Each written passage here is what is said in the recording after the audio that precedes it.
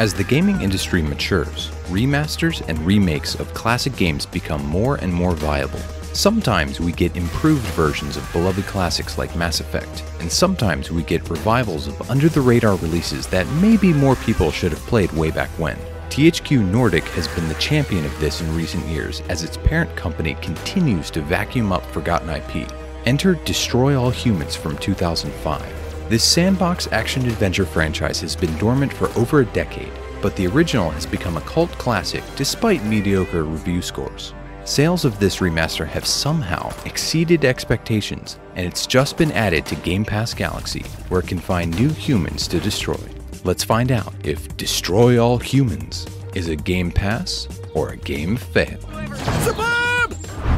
Destroy All Humans' plot is simple. One of your alien friends is captured by the US Army, so you travel to Earth to save him. In between, you inflict as much pain and suffering on the human race as possible. I hereby give you official permission to destroy all humans! You may feel like you're conflicted over whether to destroy mankind, but between the game's incessant posturing and awful writing, you'll want to wipe humans from the face of the Earth in no time. A person can only take so many outdated jokes about 50s pop culture and the rise of communism. How can I love Lucy when she's off the air?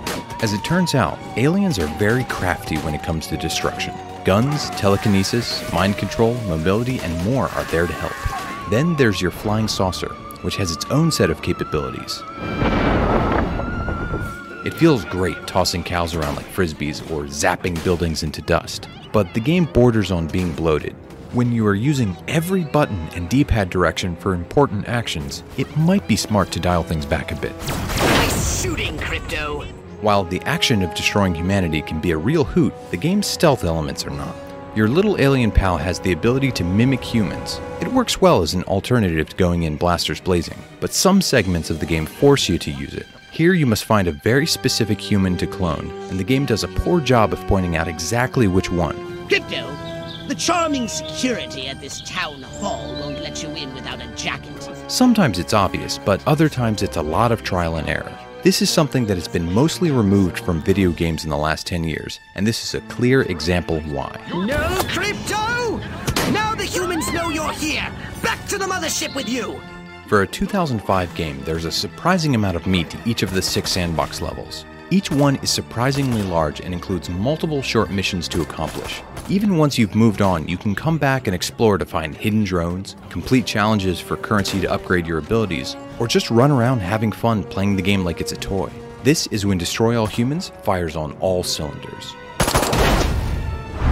The Game Pass lineup is filled with classic action-adventure games. Psychonauts just joined the lineup this week, and while it's more of a platformer, it still holds up almost 20 years later. Its sequel also looks like it'll launch any day now, and it will be on Game Pass Day 1. On console, Rare Replay includes Jet Force Gemini and Conker's Bad Fur Day. Both games are over 20 years old, and both can play like it at times. Probably the closest comp is Recore. It was ravished by critics at launch, but an enhanced version launched in 2017 that sands down some of its rough edges. Crackdown 3 is another close comp, but not even Terry Crews could save it. Moving into the sandbox style of things, there are plenty of examples on Game Pass. Grand Theft Auto 5 recently rejoined the service, and while most people have played it by now, it's still one of the best examples of the genre. Just keep in mind it's only on the console version of Game Pass. Just Cause 4 also just joined Game Pass. It's even more focused on mayhem, and it has the same offbeat tone.